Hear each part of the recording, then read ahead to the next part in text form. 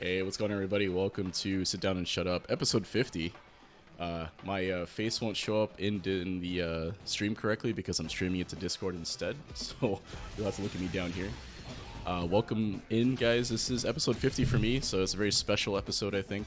50 episodes of this. So today we're doing something a little bit different. As you can probably see at the bottom here, I have some folks with me. Today we have Jason Loserpants, who is going to be showcasing his wonderful Ryu gameplay for at least for the first couple of minutes here. Jason, how you doing, man? Hey, I'm doing good. Thanks for saying my Ryu is great. I haven't played him at all, but I want to try out his level 1 changes. So Right on, thanks right for on. that. Thanks for that, Juzzy. Yeah, we set expectations high, guys. That's just how it goes, man. And also joining me, the man, the myth, the legend himself, Satora. How's it going, bro? I'm doing just fine. Dude, I'm gonna tell the story. I woke up at 12. I looked at it, and we scheduled this for noon, but I was so sleep deprived. I thought I was in Vegas already, so I thought I was in the West. I was like, oh my god, I gotta get up! I gotta get up! I gotta make this a the band. And then, oh my, This man You time know, traveling. I sat there, and Jason and Juzzy were doing the equivalent of the side eye in the chat. It was like, what day is it? What time is it? What's happening, dude? It's all good. We here now. We all here now. I'm glad to be on the show. Right on, right on. 50 episodes, man. Yeah, crazy, right? So Yeah. today we are doing something a little different. I kind of wanted to talk to in case you guys are wondering, these are the coaches of the FGC of the FightRise FGC right now. If only. Man, If my ego only. is If so only. big. If only. No, but in all seriousness, no. We part of the FightRise Discord channel, right?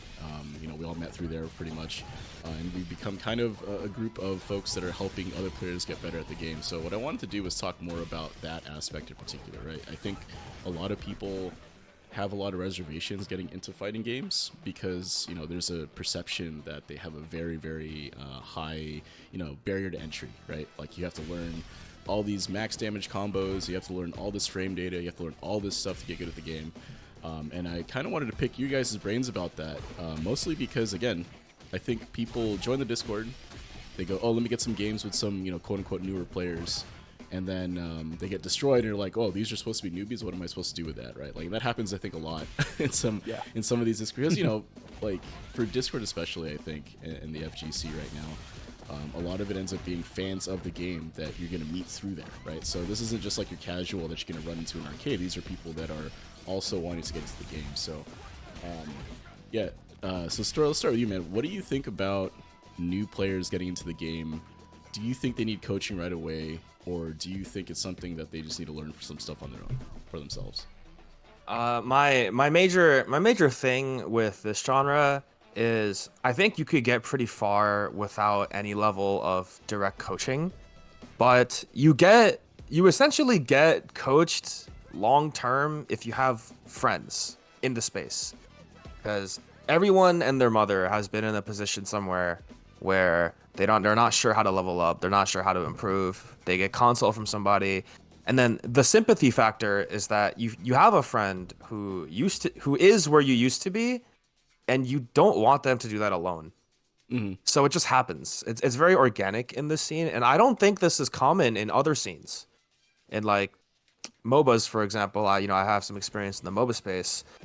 It's usually just being very negative together about whatever we just lost to.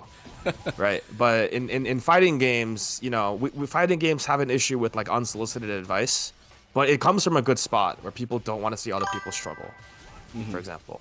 And yeah, so because that sort of dynamic ends up existing, so long as you have a level of community, I don't think coaching, especially early on, is necessary. And also given the wealth of information online. And there's a ton of good information online. If you don't like the way a video is conveying some details to you, click another one.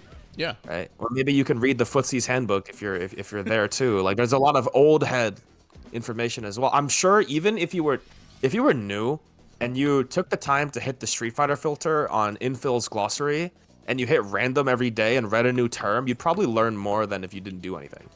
Even. So that's where I think it's at right now. I think that coaching might not be strictly necessary when you're newer. Obviously, the difference is if you have a pretty bad time to where you want to be ratio, right? Maybe you want to be like a really good level, but you don't necessarily have enough time to do it. and train on your own, then you can get some direct coaching to help speed that along, make it more efficient. But otherwise, I don't think it's terribly necessary. But it is a good time.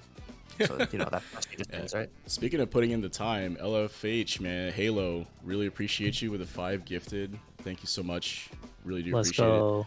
it. Lots with I- Halo, wait. been doing the work, putting in the time. They've been crushing it lately, just to let you guys know. Prominent member of FightRise, I think, someone we know and love. So thank you again for that. So what about you, Jason? How do you feel about, so you recently have been doing a lot of kind of, coaching in the sense, coaching in general, right? It's not like streamed the same way that maybe I do or Satora does when he does them. But I think you've been taking on a lot of the newer folks in FightRise as they come in and helping them out.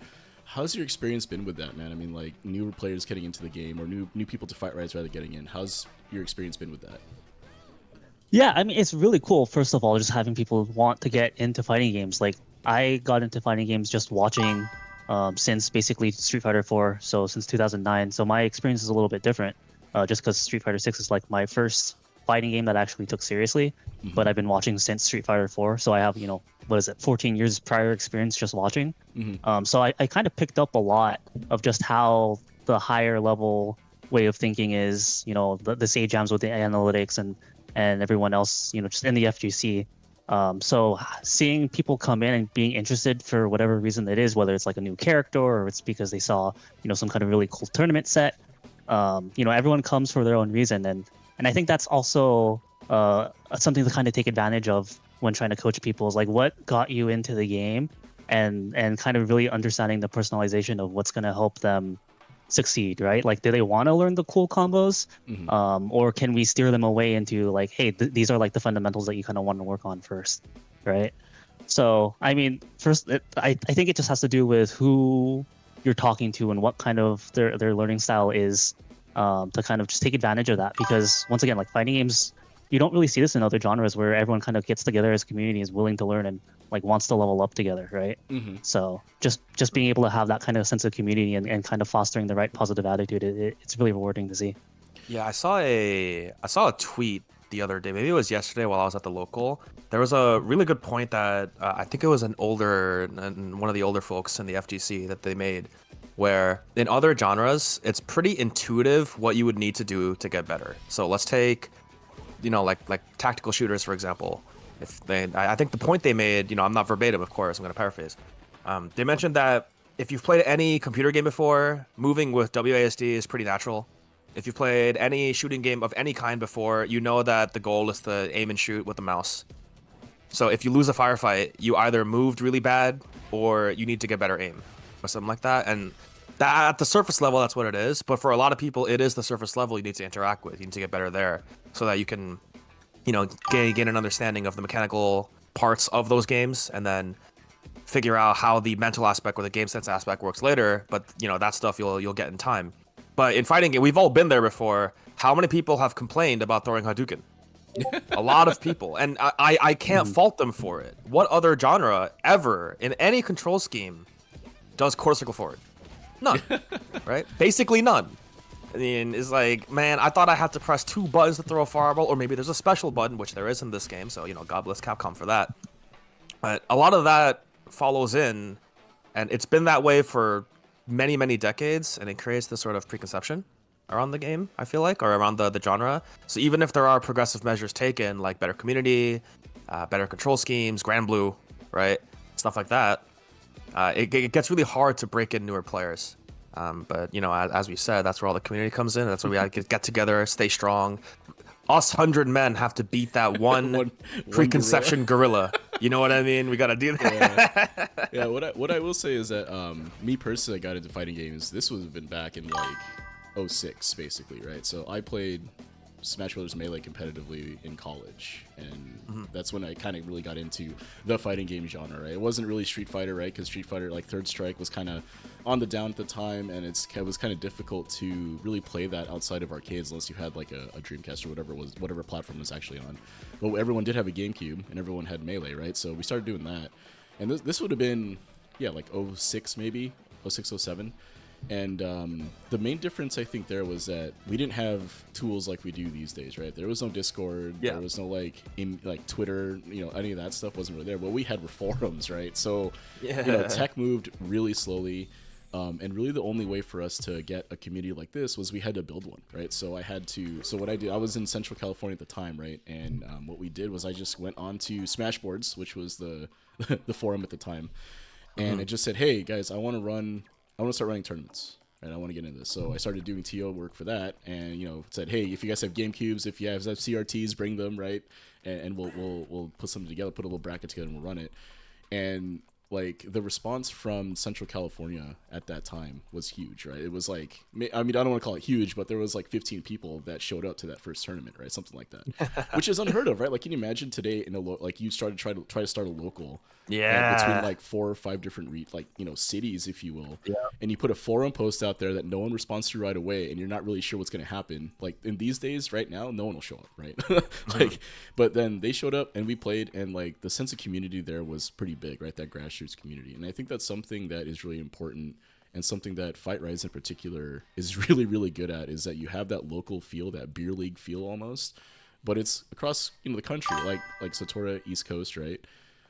Jason, you're like in like Central America, right? Central time now zone. Texas, that's correct, yeah. Right. And then I'm on the West Coast, right? So it's like us 3 people that would have probably never met in real life just by circumstance, by happenstance, because we're geographically dispersed.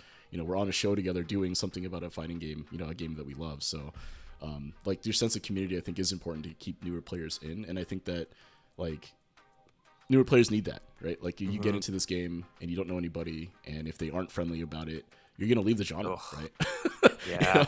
And it happens way more often than I think than people think. Is that like a newer player will come in, and it's online, so it's a little different, but newer player come in Discord, they'll see the kind of the chatter that's been happening and all that. They may try to get a game or two, get destroyed, and then leave, right? Like, and it's so hard to keep people in for that. So, it's just, what else can you do, right? Like, it's hard when it is an online thing and you can only engage so far. So, that said, thank you, Hot Soup. I think that's Hot Soup for the sub. Speaking of which, right?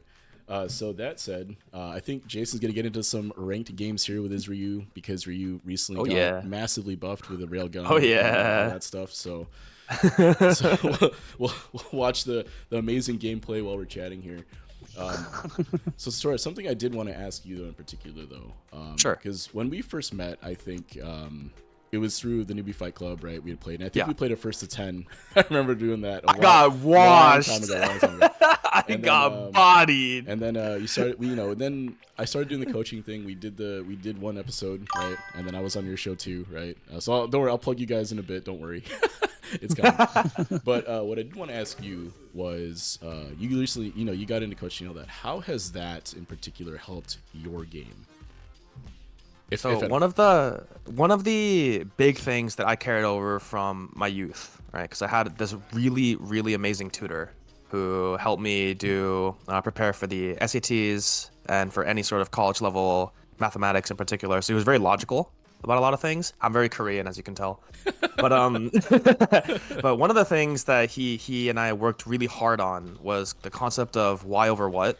And the other one was, if you can't teach somebody about a concept, you don't actually know the concept, is what he ended up telling me.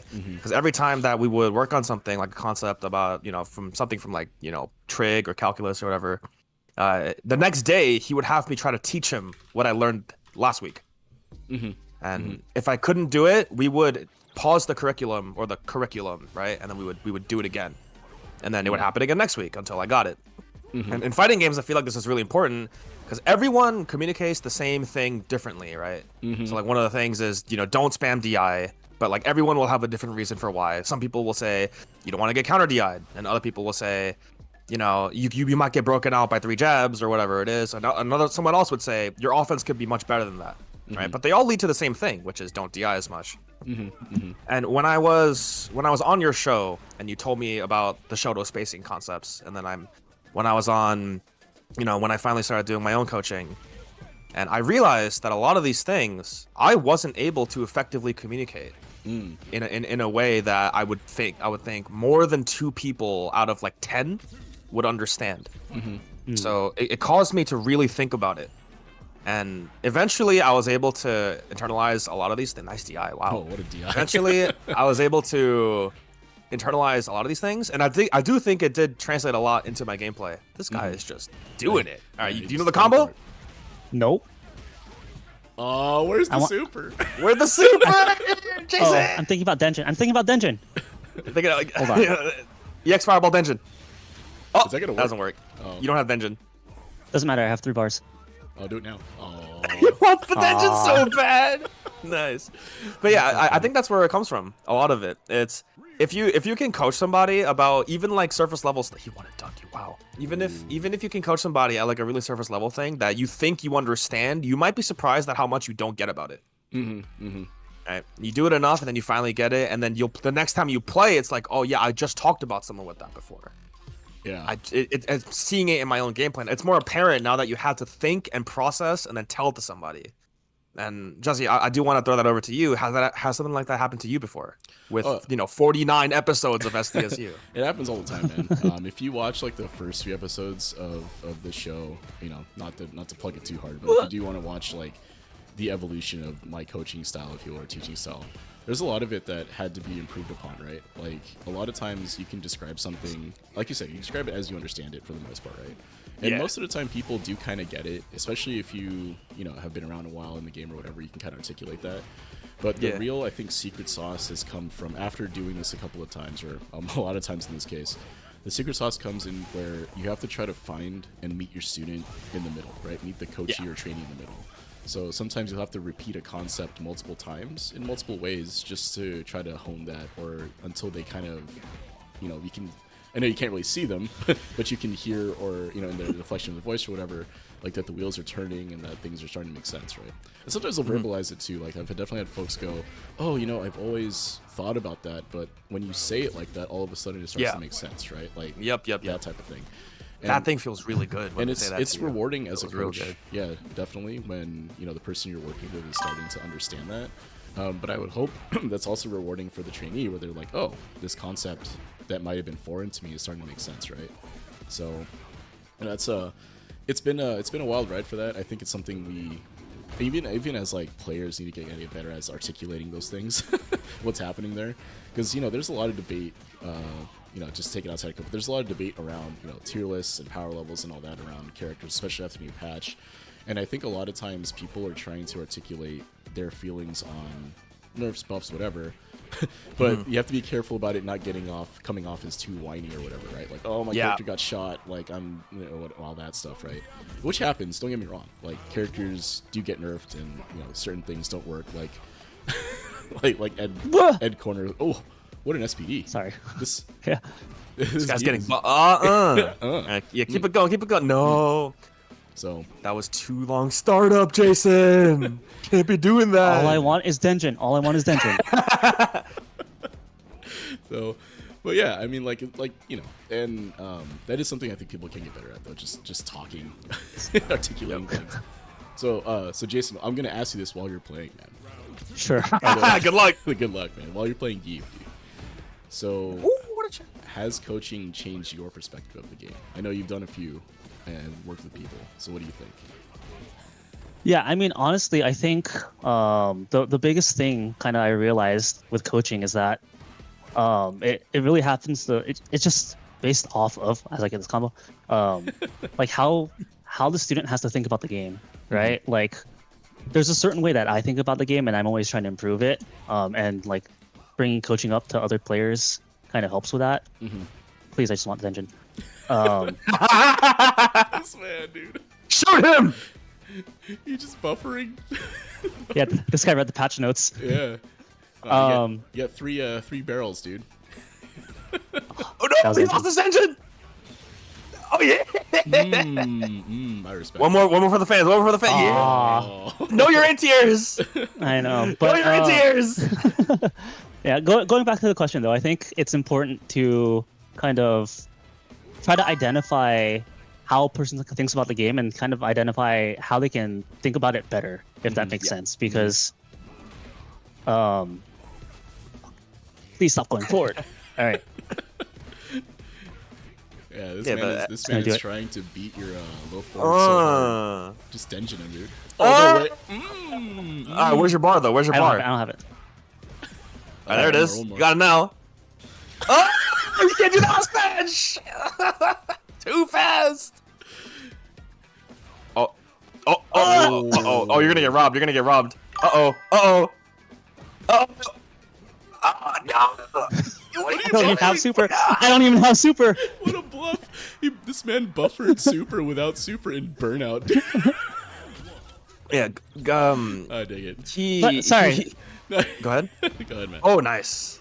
I think what I wanted to say is that like Chaotic.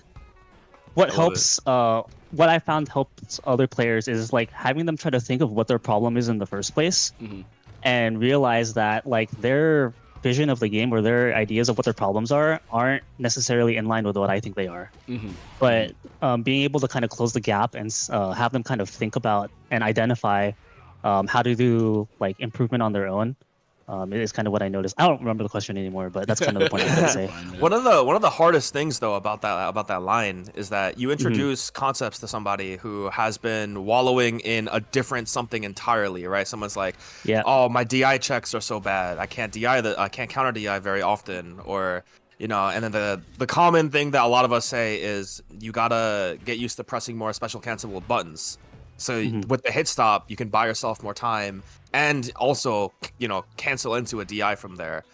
And other people would say like, you know, you should do less things and, you know, get better spacing so that DI is less incentivized, but also since you're not doing anything, you're ready to counter DI and stuff like that. And one of the big things there is that it always goes into something away from I can't counter DI. There's always something else before that, right? Yeah, I would say Where it's the symptom. what the fuck? Oh, What are you? You should have died. Nah. You deserve to lose. You deserve to lose. He should have level 3'd you, dude. You should be. Oh Man, god. that DP was so bad, I made me forget what I was gonna ask next, dude. But yeah, the major idea I think coming from what are you doing? I can't even. I want another round. He wanted it. He wants the dungeon. Yeah, but the major idea I feel like is that it is as Jason says a lot of the time. People come into coaching looking to get fixes for their existing problems that they perceive, and then they get met with problems that they didn't even know existed. And the difficulty I feel like within that, and it's something that a lot of us coaches have to be very careful about, is you still want to be able to give insight into what your coachee or your mentee identifies as an issue, because they probably have been wallowing on that for weeks, if not months, and they need a fix for that or some sort of preventative measure on that so that their mind can get away from it and they can build their confidence. Because when you tell them you have other things that is appearing in your, what the fuck are you doing, bro? When you tell them that you have other things that is in your, you know, that they have to improve on or work on, it could end up you are so unlucky. I don't know if you're unlucky or if you deserve that. But yeah, I mean, I think you hit the point of the head there. Like the symptom is not always the main. Like you can deal with the symptoms, but you still have to make a diagnosis, if you will, on what the issue is. And I think that is definitely an art more than skill. Because I definitely run into folks, and this kind of segue into the next thing. Definitely run into folks that say my issue is neutral game. I have issues with footsies, right? And then we get into it, and it turns out that footsies, that aspect, oh, this guy won and done you earlier, that aspect of the game is kind of not where I'm beating them or where they're losing games, right? Like someone will say, oh, I have a hard time in neutral, like I get whiff punished a lot, but it turns out all they do in neutral is walk forward and use like the big heavy buttons, right? They don't actually change things around it. But so there is like a bit underlying problem. It's just that it manifests in I keep getting whiff punish, right? And like the immediate response to that is, well, that's like a neutral footsies thing, right? So segueing into that, I'll ask you this, Satora. What is the most common thing you get from people when they ask for coaching? Oh boy. So I have an answer. Go ahead. I'm gonna try to keep this in a macro sense, and it does kind of loop back into what we just talked about, where a lot of people that I think I've done much less than you, Juzzy, for sure, but I've also done like offhand advice giving Yeah, I mean, in general, or otherwise not just, coaching, like, right? not Yeah, just within yeah. the context of what we do, but in general. Right, right. And a lot of it ends up being that people overgeneralize their issue a lot. They always bring it down to something where it's like, yeah, you're kind of right, but also there are 18 million different issues in the game that can be boiled down to my neutral is bad. And This man just cancel standard push the he's gonna leave on you. He's gone. He's gone. Yeah. gone. Oh, custom room. Custom oh, he considered it. He considered it. Sorry. It becomes this thing where I personally get kind of afraid to try and explain the like most apparent flaw in that neutral umbrella because I don't know if they even know it's there. And if they don't know it's there, I have to spend a good amount of time, from my experience, trying to get them to see that it is there. And the immediate usual response is pushback. Right? It's like, I don't feel like that's my issue, or it's like, what? How does that play into the fact that I'm getting whiff punished or something like that? And it ends up being a rather extended conversation where you're kind of praying that the person you're talking to has the interest to continue it. Because at the end of the tunnel, right? There is enlightenment somewhere. At the end, the tunnel, the length of that tunnel is different for everybody, even if they come in with the same question, right? And for me, that's kind of my biggest struggle with this medium, and it always comes back to the fact that fighting games are just really hard. So there has to be a level of good faith between both sides of the equation, and that's where a lot of things like Sit Down, Shut Up, or my program Coach Me Up, or now with Jason's program, a lot of the thing is that these coachees, they come in signing up for one of us three based on the portfolio that we've written out, right? Or with the subjective experience they have of seeing us here and there on our characters or something, and like what we talk about we're good at, right? So that good faith is kind of present because they have to sign up for it. Yeah. Right? And one of my kind of peeves with this is when people offer coaching, or not necessarily coaching, but when people have like educational videos that they upload to YouTube or something similar, and they say things and they get shit on in the comments. I've seen it happen. Yeah. And it's like, maybe the way that this coach is conveying these concepts is not. Yeah, that did cross up. You gotta intentionally parry that now, Jason. You gotta hold forward. Yeah, you gotta block the jumping attack standing to parry. Oh, let's go. Do it again. The guy. Oh. Okay. Oh, Lily's. That's why they nerfed her. That's why they nerfed her. Lily's broken. Yeah, I mean, I don't want to stay on this for too long because I know Jason said he had an answer. But the real difficulty is that you are coaching not the player, not their problems, but the person. Okay. That's what I think it all ends up being. And I feel like no matter how much experience you get in coaching, there's always going to be a point where you're going to meet. I don't want to say a dud, but it's definitely something that it's not on you to help this person. You can lead a horse to water, but you can't make him drink, right? Yeah. You can't change people's mentalities and stuff like that. Maybe they need something else. Yeah, I'll touch on that in a sec. But so Jason, what was your answer to the most common thing people ask for in coaching? Yeah, while you're getting bodied by El Chacote Jr. here. DS Jr. Dude. DS Jr. Yeah, he's so locked in. Oh, yeah. Conditioning. That's the conditioning right there. The buffer to walk up throw, dude. That's peak. Bro, tension. I think to answer your question again is to kind of, people don't really know what their problem is. Going back to what Satori was saying, like they think that it's like neutral or spacing or something, or defense, especially I think is a big one. Is they always say that their defense is bad, but I think it's just the way that they think about how defense works in this game is kind of what their problem can end up being. For example, so like, yeah, I mean, without getting too far into it, I think it's just like being able to see what like the actual problem is, what the root is, rather than the symptom. Oh man, this is laggy. There's my 4 frames. Okay. Was it 1 frame? Frame delay. Oh, 5 frame rollback is crazy. Yeah, this person's in like Europe or something. Oh, the guy! There, I have a gun. Dude, you got punishing the charge in neutral intention. Double sack, look away. Look away, double sack.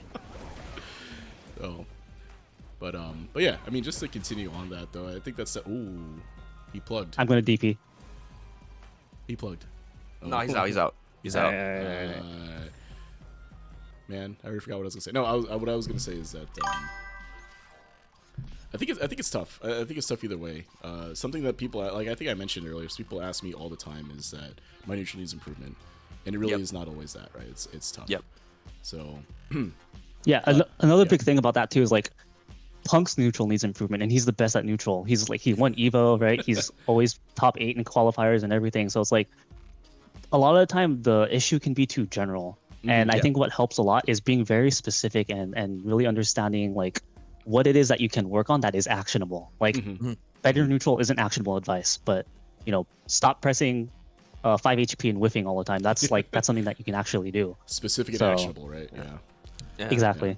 So speaking of specific and actionable, got a question from the chat here. I think that's Hot Soup's, I think that's Hot Soup anyway. So their question is, do you think it's fair that places are Discord? I think it means like. So do you think it's fair like places Discord, like Discord are expected to help people struggling with mindset, right? So people coming into, you know, any Discord, fighting game Discord or whatever, or any sort of Discord in general, maybe not just specific to fighting games, but looking for help with their mindset. I think specifically it's like they're coming to this special place looking for special coaching. So mindset is a huge deal, I think, in a lot of ways. But where do you think the line is as a coach in like this space here? So I'm gonna add some context here. Just remember that us three sitting on here, we're not professional coaches, right? For the most part, we do this out of the love for the game and the love of our community, and we wanted to give back to the community that has kind of lifted us up here. So where do you think that line needs to be drawn as a coach in this space? Like, how far do you try to help someone with their mindset? Jason, I'll start with you since you're currently waiting for an opponent. Yeah, I mean, like you said, we're not therapists, just like we're also not coaches, but at the same, I guess we kind of are coaches. But you know, there is a line of there's only so much that we can do, and I think at the end of the day, it comes down to the person themselves. Like, do they want to learn Street Fighter? Do they want to learn to have a better mentality? Right? I think the big thing about Street Fighter 6 is that it is like a huge ego check. You can expect that you can be like a certain rank, or you expect to be able to win that interaction or win that game. But that doesn't always happen, right? And just being able to, like, I guess, ground yourself and kind of fall into the community to help kind of ground yourself is what I guess I would want to expect. I don't think that, you know, it's the community's job to try to fix your mentality or anything like that.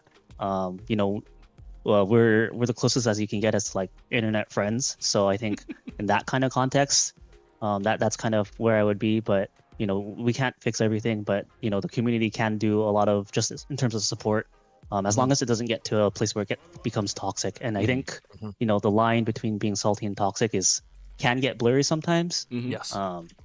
So yeah, I think that's kind of where I'd go with that. Gotcha. Yeah, Satori, I mean, I know you talk to people a lot about mindset and mentality in game, right? Like, how do you deal with the stress or whatever in game? What are your thoughts on that? So I've spoken with plenty of people. I'm not gonna name anybody. We've all been there, right? With a lot of these folks, from any server, or any community, or any genre, or even at like work, right, where people are struggling to deal with the symptoms of stress from whatever stressor that they identify within whatever activity. The idea that I ended up landing on with consult from someone else who's been in that position before was, you cannot change someone's mind. You can give them the tools that they might be able to use to change their own mind, but you can't change someone's mindset. That's not a thing that any of us are equipped to do, nor do I think that's within the human ability to do. The human condition is such that we always believe ourselves more than anyone else. I feel like, no matter what it is, we'll look into ourselves first. We'll look to see how big our ego is about whatever it is. And the huge thing for me there is that mindset is not something that changes at the snap of a finger. If someone is coming out to ask for help with their mindset and they get advice about how other people deal with their, you know, with that certain stressor, right? Like, oh my God, I get DI'd so much. And it's like, for me, it's okay, I don't mind getting DI'd as long as I get the next one. And I'll say that on the next one too, right? Forever and ever and ever until I get the you know, the DI. And it keeps me in personally. It keeps me in a position where I always have the next opportunity to look forward to, and that helps me avoid any sort of mindset pitfall. But more often than not, people get stuck on the first one. I can't have them think like me. That's not a thing that happens. We're all individuals, right?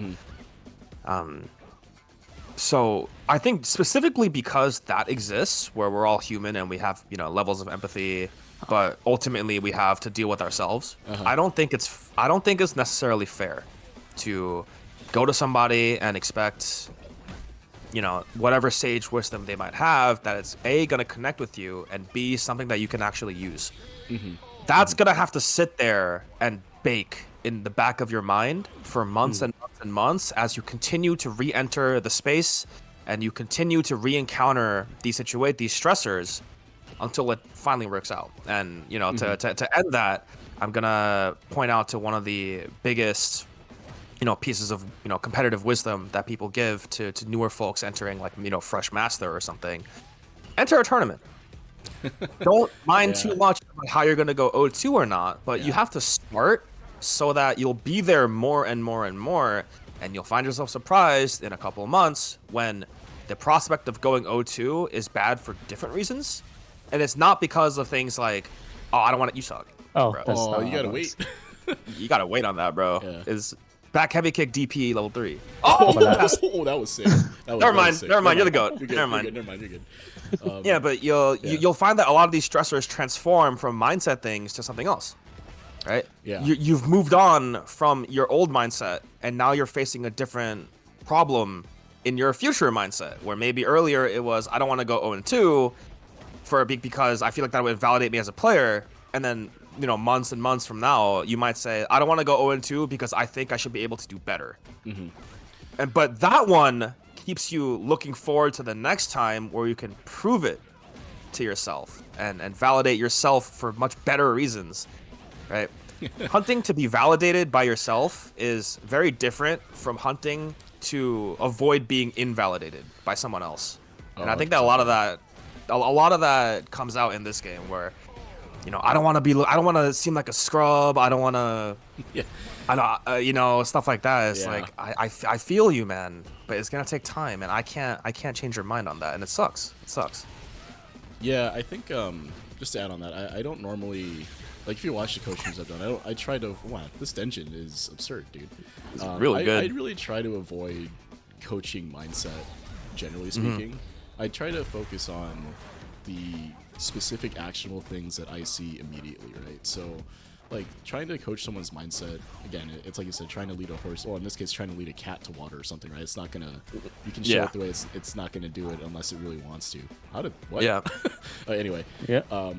But I think one of the biggest things with mindset in particular, I think Struggle and Sir, I think you touched on it, is that, Jason too, is that the expectation that they should be doing better in the game, right? Like, oh, I deserve to be XYZ rank, or whatever the case may be. Or, like, oh, I'm at this rank and I'm getting beat by people lower than me, what is happening, right? And I think it's sort of an interesting thing, and I say this as an old man of the FGC, right? Back in the day, you didn't have ranks, right? You didn't have some ranked system or some other kind of arbitrary system or measure other than your tournament results, right? If you even went to tournaments.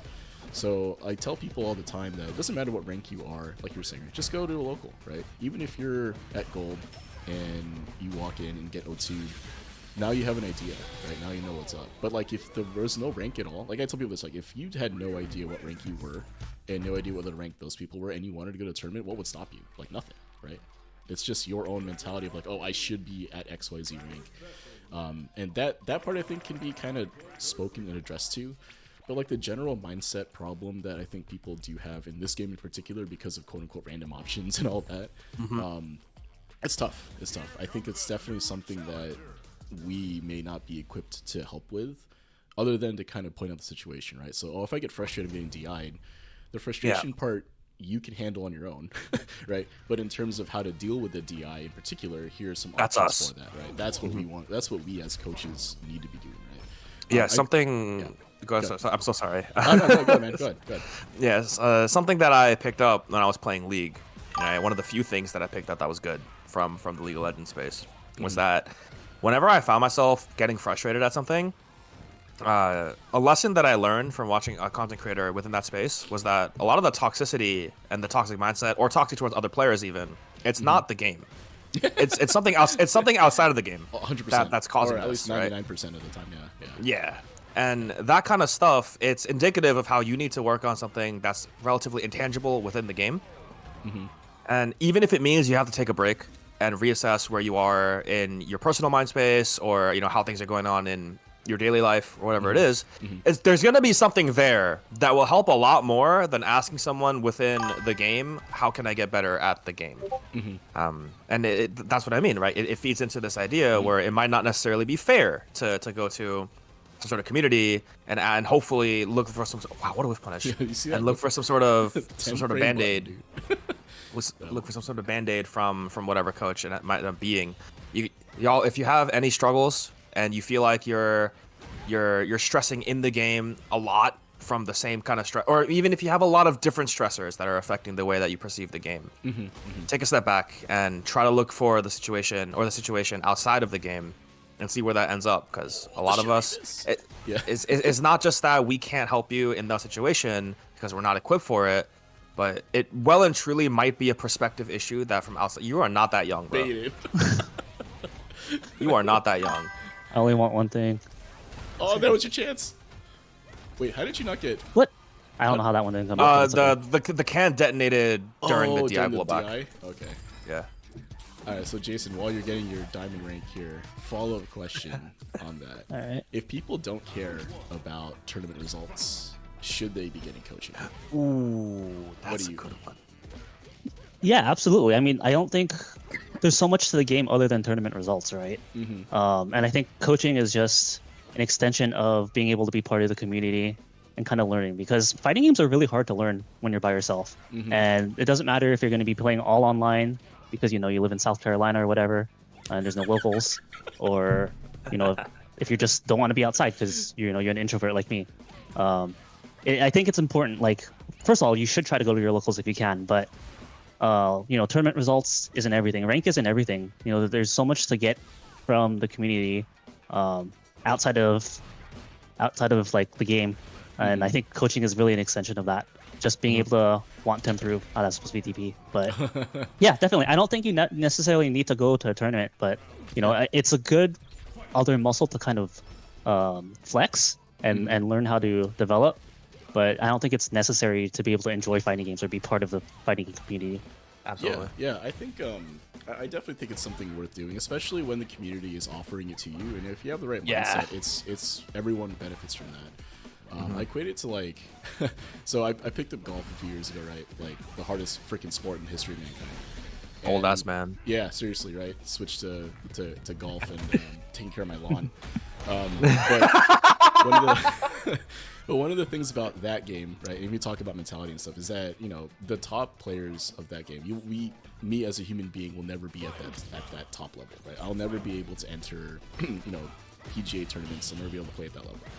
But that doesn't mean I don't want to get better at the game where I'm at now, right? Even playing casually, casually, if you will, finding a tea time and playing, you still want to be able to enjoy the game in some respect, right? Like, I'm not going to get up there and hack, even though that's what happens.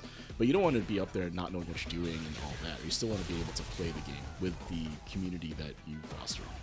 So I think, and in that sense, I think getting some coaching is a good thing to do. Now, of course, it could be too much of a good thing, right? Like if you can't, try to keep going to coaching over and over again and all that. But I do think even if you don't, like you're saying, if you don't care about tournament results or whatever, but you still want to be able to play the game, I think it's worth doing. So, yeah.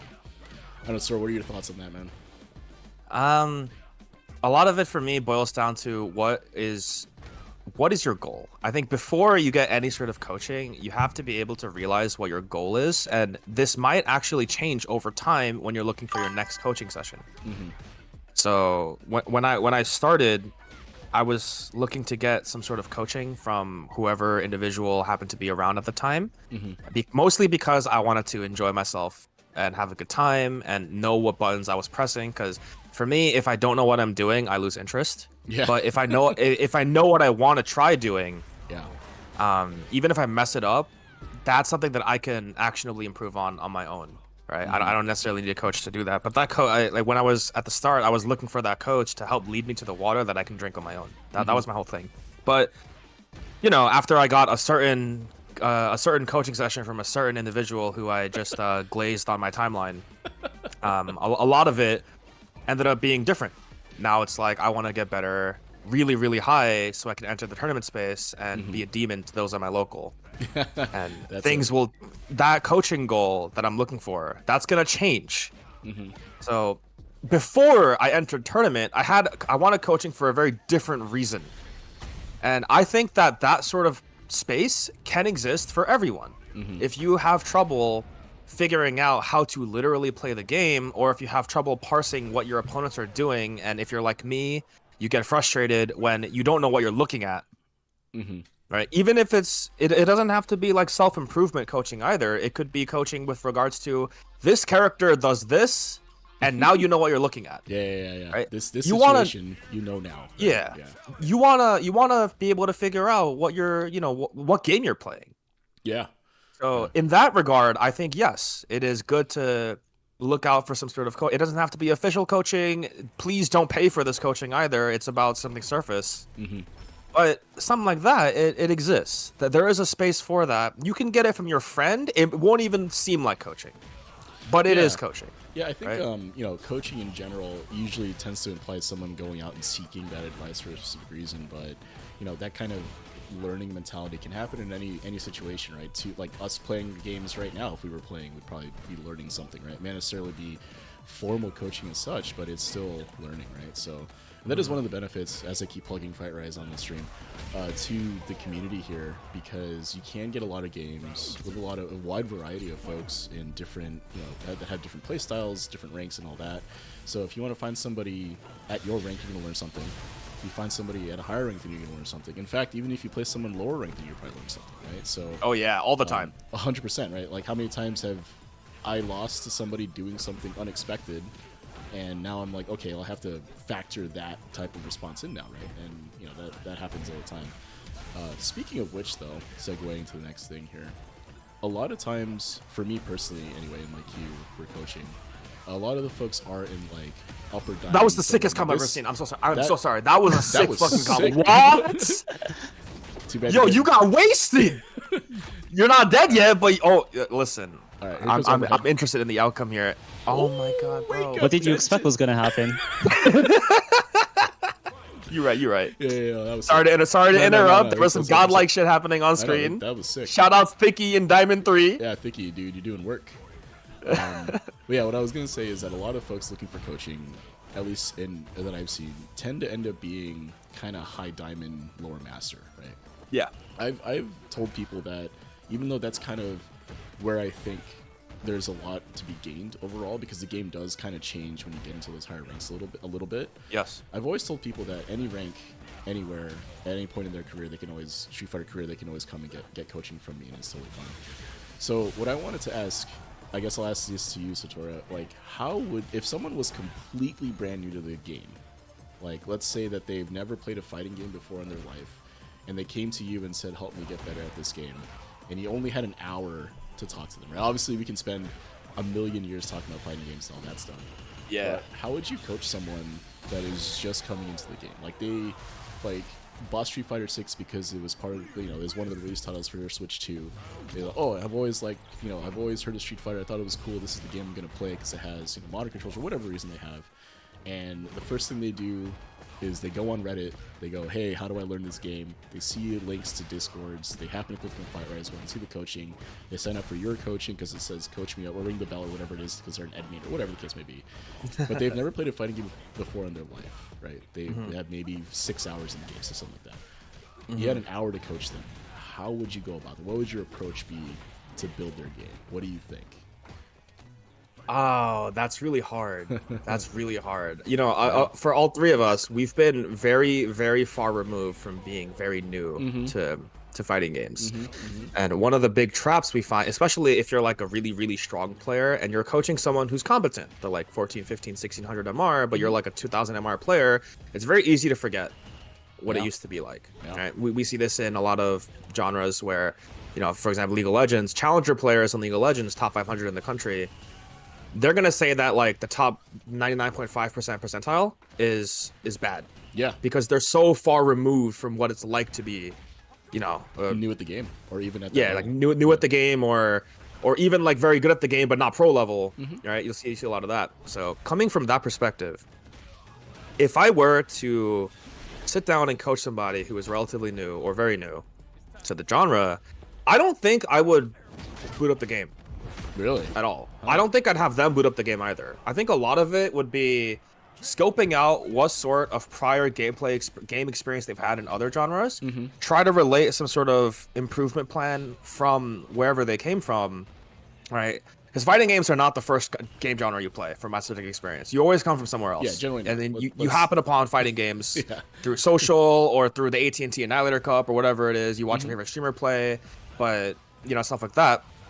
And I don't actually think I'd beat up the game, because a lot of the basics on raw basics of fighting games, I don't even think you can necessarily teach somebody. They have to spend a lot of time doing it and just getting used to how the game actually moves and flows. Well, how not that how it DP works. not work? Ball freeze, DP. Not enough hits. Now remember, gang, even if you're playing Ken, they changed that. You can bait DP with DI now on every character. They nerfed everybody's. Yeah. They normalized it. Yeah, but I don't know. This might be coming from a place where I don't necessarily think I'm equipped even to coach totally newer players. I think I would look toward. I would tell them like, hey, you know, instead of coming to me for this, do you have any friends who play? Maybe you got inspired by a friend. Go ask your, you know, the person that, you know, gave you the inspiration in the first place. See what you can get from them. 'Cause it takes a very strong level of familiarity with somebody before you can, at least in my opinion, before you can learn something extremely new. So I would, if I'm really new to something, I'd much rather ask all my friends that are not new, as opposed to going to a coach who I don't know personally, or that kind of stuff. Alright, so That's Jason, what I mean. That's what I mean. Like, Gotcha. So Jason, while you're cutting Comboed off, what do you think? Yeah. How would you coach him? Well, first of all, I got baited by his drive rush recovery. Yeah. His burnout recovery. But That's gonna work. yeah, I agree with Satora. I think I wouldn't even boot up the game, to be honest. I think mindset is probably one of the most important things that you can kind of work on. And even before that, to be honest, I would say enjoy being a scrub. Enjoy just pressing buttons. Yes. Right? Yeah. Enjoy. It's enjoy okay being to be casual. new. It's okay to be new. It's fine. I like that. Not only is it okay, but like there's no opportunity where you can be new a second time, right? Like that's never going to be an experience you can have again. So try to just enjoy it as much as you can. Just find what you're going to be able to like about the game, and just try to remember that as you go on your journey. You know, you're gonna suck no matter what. You're gonna lose games no matter what. You're gonna miss your DP no matter what. So pick the character you like, right? Gamer leaned in his chair. Sorry. Good. You're saying. But yeah, no, definitely. Just learn how to enjoy the game and just have a good mentality. And you know, if you have friends, that's a really good way to do it. But stick with some kind of community, just so you're not alone when you're learning it. Because I think the best part about fighting games is the community, to be honest. And like same thing with FightRise and the server. Like it would be really hard to want to play this game every day unless there are, you know, other people you're in it with. And I think that's kind of part of that kind of general sense of improvement, but just having fun most of all. Yeah. I think so I kind of disagree with you guys. I think I would definitely boot up the game. At least play. I do think I'd say refund Street Fighter actually, but Oh, come on. Damn.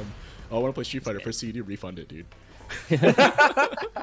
No, but my take on that is that like you said, Jay, I think you put it beautifully, right? Enjoy being new. Enjoy not being good at the game, right? Enjoy the experience for what it is.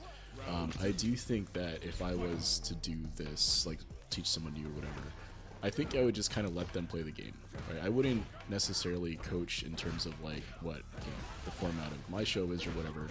I would just say, you know, go in a training room, find a character that seems interesting to you, get in the training room, press some buttons for like 2 or 3 minutes, and queue up ranked, right? Like that's what I would tell people, is that like get into the game, just play ranked, right?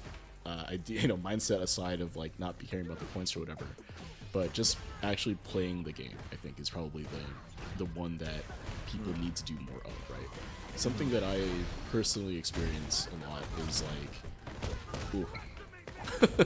something I personally experience a lot is, I don't know what to call it? Analysis paralysis, right? So it's like I'm learning something new, That's and big. I have to be the best at it right away, right?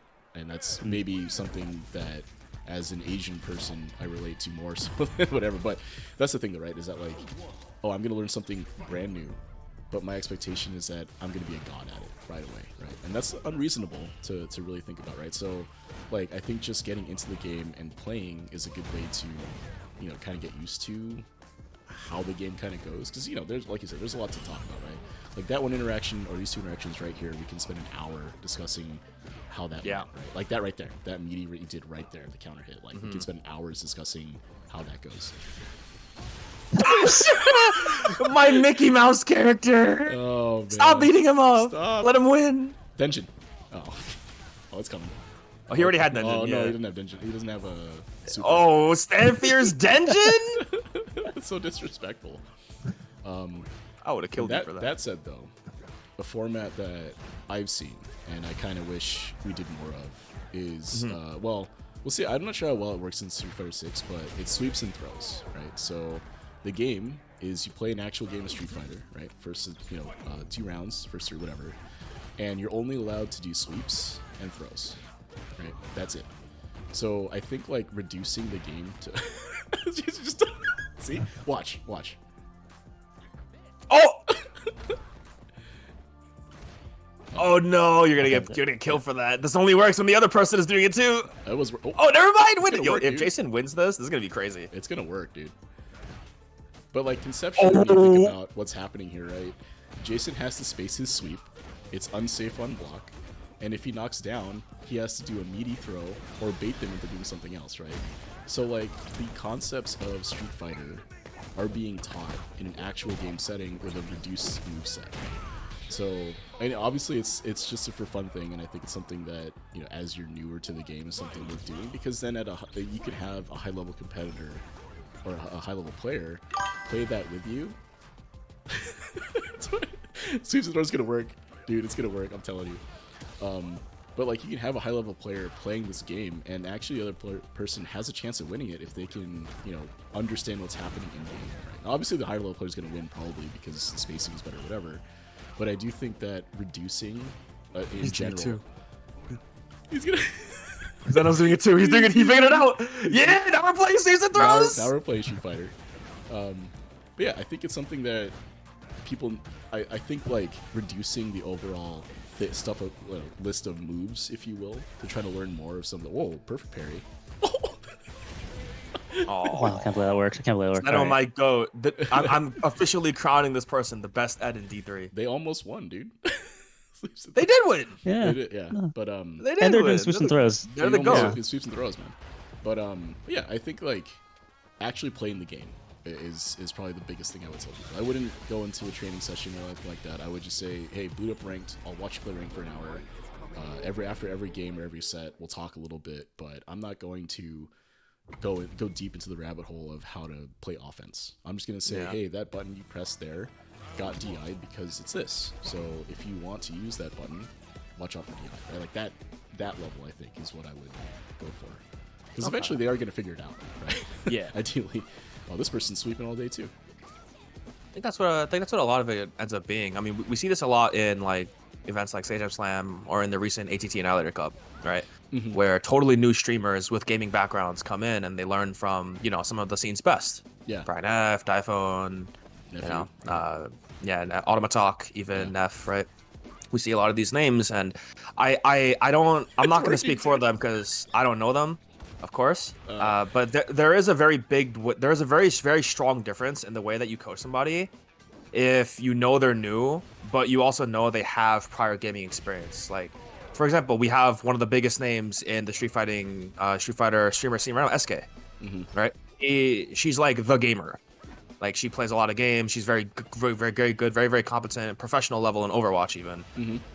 Coming to Street Fighter, getting master on Jury and maintaining 14 to 1500 MR for months, right? Within months and then 4 months, something like that. I would assume if you're coaching someone like that, right, with the basics of Street Fighter, you skip a lot of the talk. Oh yeah. That comes with like how to learn the game, because she knows how to learn the game.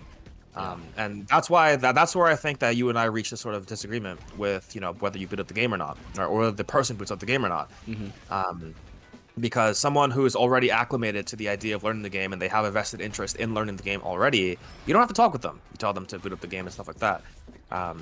So maybe what I would change my answer to there is maybe the first half hour we just talk, and then the next half hour I watch them play the game and I do what you were talking about, where we just talk about the after each game we talk about whatever blatant interaction occurred in the game or whatever. Because at that level, it's all blatant interactions. Yeah, you're talking right? about the obvious things, right? Like he jumped at you, right? Or, right. You know, whatever the case may be. Yeah, I think that's where I would change my answer. Yeah.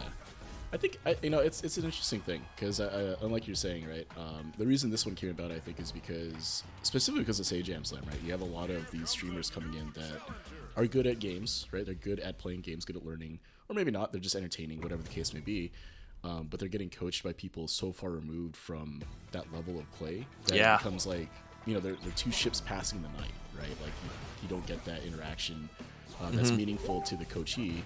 And the coach is just like, well, I'm telling them what to do, but they don't seem to do it. And it's because there's a disconnect there. So, yeah, it takes an incredible amount of patience as well. Yeah, especially if you're doing coaching long term. Like all the three of us, we have the benefit of our formats on our programs. It's one and done until they come back later, right? But we usually encourage them to come back later, actually later, and not like later, tomorrow, right? Weeks or months, Yeah, but in programs like, you know, SS or, you know, ATT, they're back the next day, and for these coaches, it's a responsibility on them to follow through all the way through until the actual competition, and then the players get to prove themselves on the stage and stuff like that.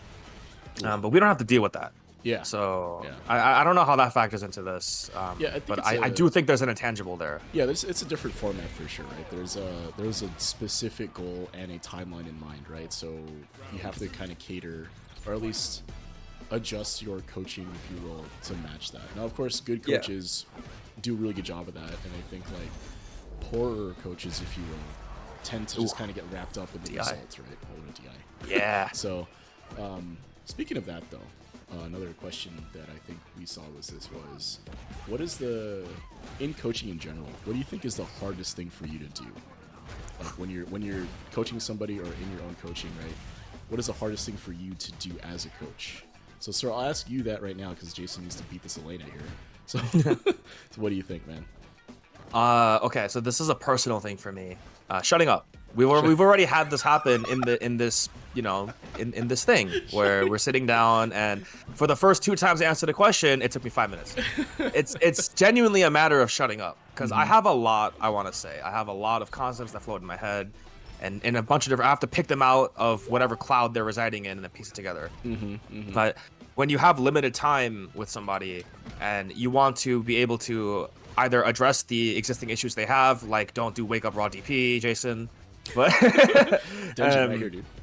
Yeah, or you wanna help them see other facets of the game, you need to be able to move on from something quickly. Because it's like we said, like we could talk about just right there. Why did Jason miss that DP? Right. What's your name? What could Demetus? What could they have? What could they have been thinking about that whole time? Yeah. Judging from the last couple interactions that occurred in that game or whatever, we could be there for fucking 2 hours if we wanted to. We don't got that time though. We have to learn when to shut up and when to accept that our coachee might not completely understand, but we have a chance of redemption on the next interaction, and we got to move on and try to find it elsewhere in a different context. Maybe it'll click for them that point, and then they can be like, "Oh yeah, it's like you said last time," and then your heart feels full, and that you help somebody, right? Yeah. That I think is the hardest part for me. What about you, Jason? What do you think, man? As your I feel like wake up buttons. Sorry, good. I feel like it's the same.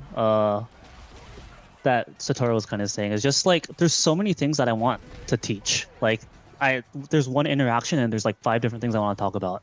So it's really hard knowing like what's the most important thing that someone can work about on, and like what are the things that like someone shouldn't actually care about. Like for example, Elena is a new character, and you know her spitting scythe into her like reset is really weird.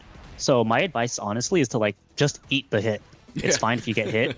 Yeah. Because it takes too much power to try to understand a whole new character while you're still trying to learn your own.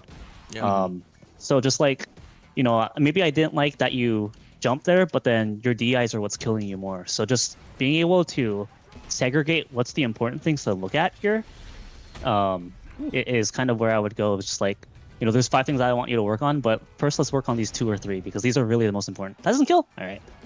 Good. Oh, come on. Buff for you, dude. Not enough damage. I think you needed to do... You had another loop in there, probably. Yeah, hit another loop. Yeah. So, you know, I was thinking about this question just now, honestly. I kind of wrote these down and then didn't really think about it. And it's kind of hard to answer because there's so much I think is wrong with what I do. But I think like I think you guys nailed it though. I think the biggest things, at least for me, is being able to move on from an interaction that happened. Yeah. Because there's a lot, right, that we need to talk about, and sometimes I think it's warranted when you talk about it because, at least for me, the way I try to set up the sessions is like I'll come up with a concept or talk about a concept, and then I'll try to reward the trainee by identifying that concept later on in the game, right? So like, oh, they whiffed this button in neutral, and then the opponent did this to beat you, right? Okay, now that we've talked 5 minutes about that, the next time it happens, I'm like, oh, see, that's what we talked about, right? That thing happening, right? And I think that's kind of not great for me to be doing from a coaching standpoint, mostly because it's more of a commentary thing, right? Like rewarding commentary listeners by saying, oh yeah, we talked about this before. I was just thinking about that. I think that doesn't quite translate as well in coaching. I think it needs to be pointed out more explicitly. I also do not a great job, and I'm trying to get better about this, but I do think, like Jason talked about, is we do need to, as coaches, identify the good things that are happening too. Right? I think a lot of people teaching, not just in FGC but in general, tend to focus on what's going wrong, right? Like what can you correct and what can you fix? And while that's important to do, I think for the benefit of the person being coached, hopefully they're doing some things right. And even if they aren't, like pointing out where they tried to do something correctly or they tried to do something that made sense, I think is really important. And I think like from when I watch other coaching streams or whatever, I think that's something that more coaches should try to do. I mean, not always, right? I think there's some coaching styles, if you will, that don't really lend itself to that. Like if you get coaching from F Champ, for example, he's not going to give you any sort of grace at all, right? He'll just call you an idiot for every single mistake. But that's his style, though. That's his brand. And if you're signing up for something like that, if you will, from a coach you know is like that, then that's what you're getting, right? And that's an implicit agreement, or explicit agreement in this case, right? That the coach's personality is part of the package. So, yeah, I think, it's tough. It's tough to identify gaps in our own coaching because there's not really coaching for coaches, right? It's not really how to teach necessarily in general. So, yeah, man, that's, I really hope that it's something that people take advantage of from the server, though, right? Like, we have 3 great coaches here. We're just shooting the shit right now, but, we're more than happy to help you guys get better at the game, so... let's see, what else can I ask? Should we throw out the chat? Let's switch the gameplay perspective. Give Jason some more spotlight. Yeah. Satora, boot up, dude. Yeah, for sure. I'm already on. I'm already ready. Yeah. Let me switch it out, dude. This up. All right. Yeah, Jace. I've been talking for way too long. Jason, it's your turn, man. All right, let's do it. I'll flavor you as well. It sounds fun. Oh, one sec. Audio. Is the sound working? Yeah, it's working. It's just Okay. So for you guys that are watching, the way I got this to work was to basically pipe my computer's audio to the stream. So Discord notifications, anything else that might be coming on that you don't normally hear during my stream, happen now. So I apologize for that, or any other like notifications that are coming through. My bad, my apologies. But next time, I promise I'll clean that up. That said, so Jason, if someone is hyper focused on something that you're talking about, right? Like, oh, they can't. We use DI a lot because that's like the main, like the main thing that people can relate to. It's like, oh, I can't manage DI or whatever, and they hyper focus on that during your session. What do you think, or how would you approach trying to get someone or steer someone away from that topic, right? Like they're hyper focused. How do you try to break that hyper focus so that the session continues on with other stuff? What do you think? Yeah, I mean, I think you just kind of have to understand once again what their mindset is coming from. I think that a lot of coaching just goes back to mindset, so it's kind of hard to feel like all my answers go back to mindset. But it's just like, Like for DI, for example, one of the things that I notice is that if you are getting hit by DI a lot, or if you're DIing too much, think about what happened in the last 5 seconds. Think about the last interactions in the last 10 seconds. And that really tells a much bigger story. Nice confirm. On what's kind of happening and where that mindset is. Like, are you DIing because you're freaking out on defense? Are you DIing because you don't know what the situation is? And DI worked when you were in gold, right? Like, it's kind of understanding where that habit's coming from and like kind of making your student, I guess, kind of question their own mindset and their own understanding of where their game's coming from. Nice. Work. Yeah, so I mean, when it comes to like trying to focus on the right thing to try to improve, I noticed that like slowing down a lot really helps. It's like, hey, I noticed you're jumping because you don't know how to approach a neutral. So, you know, when you stop jumping, you finally start dashing. Okay, well that's a bad autopilot because when dashing, you can check it with a jab. The opponent can check it, right? So just like kind of bringing it piece by piece and knowing where the root of it is coming from, I think helps with that hyper focus that they might have. What do you think, Zatora? Someone is really focused on hitting their hit confirm. They are struggling with that, and they won't listen to anything you're saying otherwise. What would you think what do you think you could do? I'm not actually terribly certain myself because I face this issue a lot. Like, I mean, even in this game, I've been trying to not do that a lot, and it just happens, right? Yeah. But when someone is perpetually faced with like the same issue a lot, I feel like there's no choice but to keep trying to ram that into them. Like you kind of gotta. You can't move on because that's what they're trying to do. That's their goal that they've set. And unfortunately, it's not clicking for them. Jason, you made this look really easy, man. Yeah. I can't do this. Yeah, I will say, kind of adding on to Satora said, like if it's a hit confirm thing, especially the one thing that I started saying, you know, for the past week or two, is that execution and like game plan, those are two separate things that you need to work on. And just kind of going back to what Street Fighter 6 is, it's a game about mental stack and it's a game about resources, right? So being able to understand resources and be able to understand where your mental stack is, I think gives someone a lot of help. So like going back to the example of like, oh, I'm jumping too much because I don't know what's going on. It's more about like, hey, it's because your mental stack is too high and you just need to reorganize like how you want to start thinking of things. So like, you know, if you're jumping too much, maybe stop drive rushing actually. And like while you're like not working on drive rushing anymore, now you have more time to be like, okay, well actually I'm gonna stop jumping. I'm still gonna start walking forward. Now I'm able to DP a lot easier because you know my mental stack is different. Or like just realizing once again, like execution and game plan are two different things. So like execution stuff, that's something that you work on by yourself for the most part. If you need help with like knowing what combos should look like, I can help you with that. But like when it comes to game plan, I think that's more of like where some coaching can be helpful, just because you can kind of flip over and kind of understand like how to fix it really, because like that's kind of where the problem is. It's not because you always guess wrong. It's because your behavior, you know, you have some kind of behavior there that you need to fix. So I actually have a different approach a little bit, and I tend to lean into it. So I tell them, all right, well, if you're going to continue doing that, then make it work as best you can for you, right? So example of this was, I forget who it was. Actually, I'm not going to name any names, obviously. If you really want to find out, you have to watch all 49 episodes to find the situation.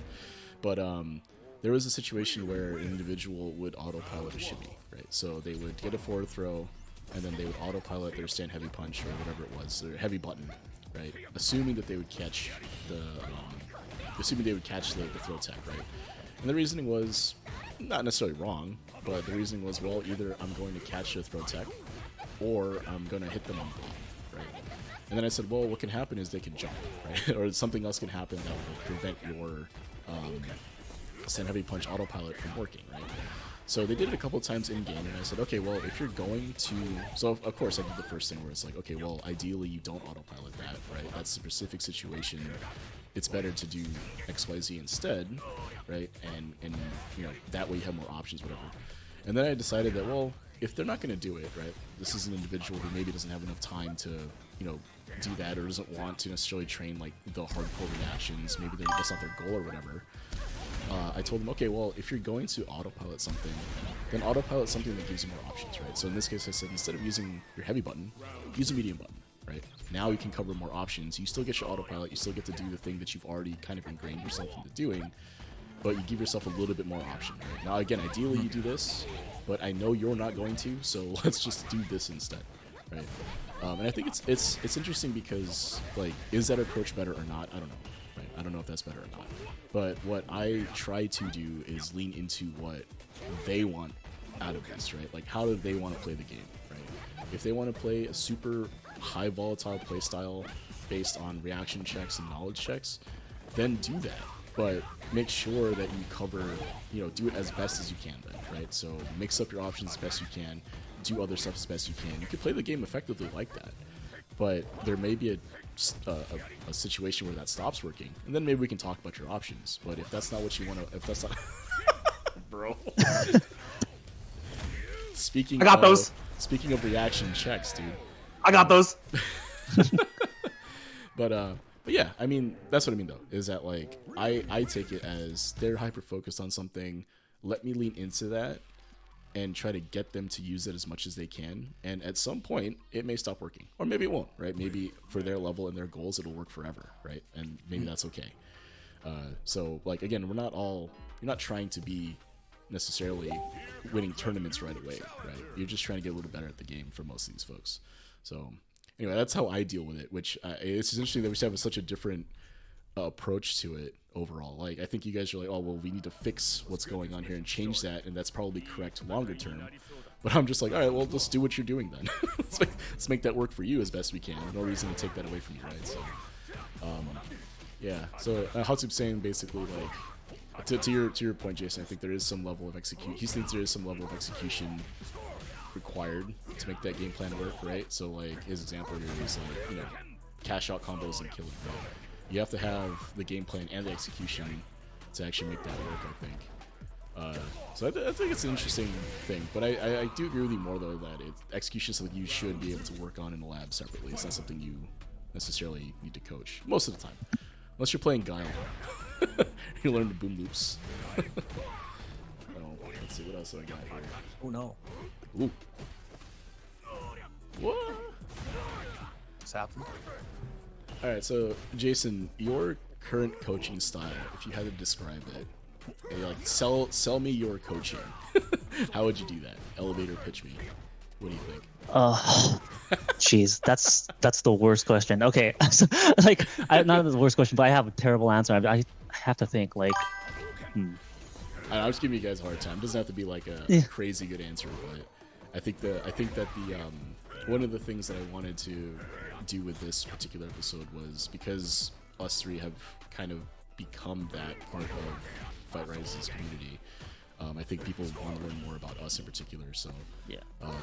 So what do you think? No, I'll give you all the time you need. No, I mean, I think definitely I'm not someone so super interested in, like, optimizing stuff. Like, one of the things about me is, like, I don't like doing drills in the training lab. I think it's helpful to kind of learn, you know, in the game, in the heat of battle and all that.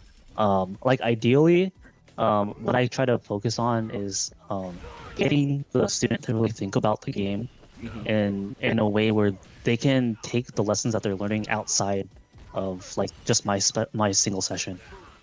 And that they can kind of improve on their own afterwards and kind of come back to me, you know, as needed for, you know, knowledge checks or whatever. But the thing that I think is most important as a coach is, like, giving the student a reason to think about the game on their own and try to come up with their own answers. I think that's the most interesting part about fighting games and Street Fighter in general. So maybe that's where it comes from. But, like, having them, like, one of the things I like to ask is, what did you notice in that game, right? Like, is there any questions that you have in the forefront, just so that I can understand, like, where you're coming from first? Because where I'm coming from might not be ideal, but I think that finding a way to bridge that kind of gap is kind of the first things I try to do with newer students, or even like for returning sessions, just being able to kind of make sure that we're kind of nailing exactly where you're coming from, and kind of fixing it if needed, or, you know, finding ways to optimize it when you need to.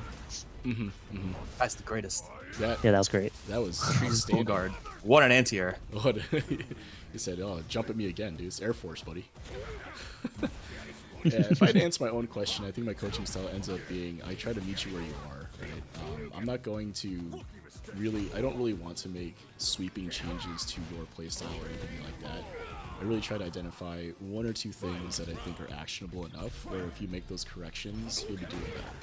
Right? Like, trying to fix the world in a day is impossible, but we can talk about giving you some tools to help with that, right? Like, talking about a situation, identifying things that you may not be noticing, and then, giving yourself the time and grace, if you will, to work through that, right? Like, obviously, I don't expect you to get noticeably better in session like people do, because the community is great, right?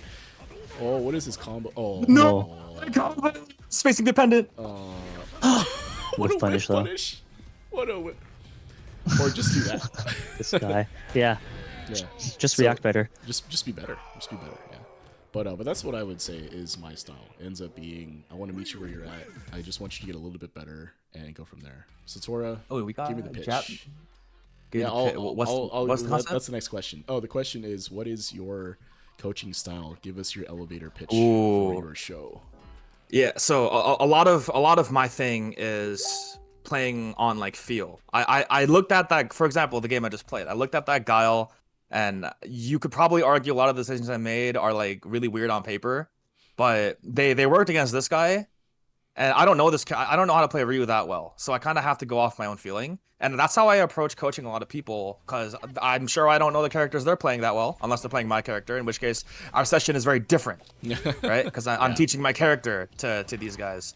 But I think that's where a lot of my own value comes from. Is just with like playing kind of trying to learn how to figure out the player and what the player's possible habits are. Like, this person is just doing 2MK Juzzy, right, Juzzy? Hey man, what are you talking about? It's the greatest move of all time. It's button of the year, right? Yeah, but I think that's where a lot of mine comes from. I won't be able to tell you how to improve at something tangibly in the lab, but I can tell you how to start looking out for what your opponent's habits might be. That's me. So speaking of field-based, right, so Jason, I'll direct this question to you. Jabman had a question in the chat. How do you convey information to players when there's a conflict of styles?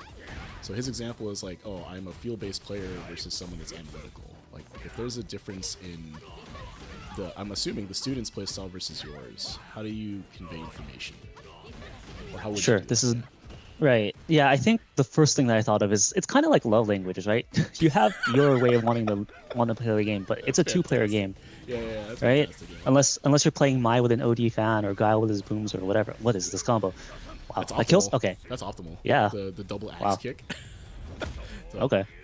But yeah, I think the game is a lot like love languages. You kind of have to you can have your preference, and that's fine. You can be a player that wants to be like hyper aggressive and want to be feels based and want to scrap all the time.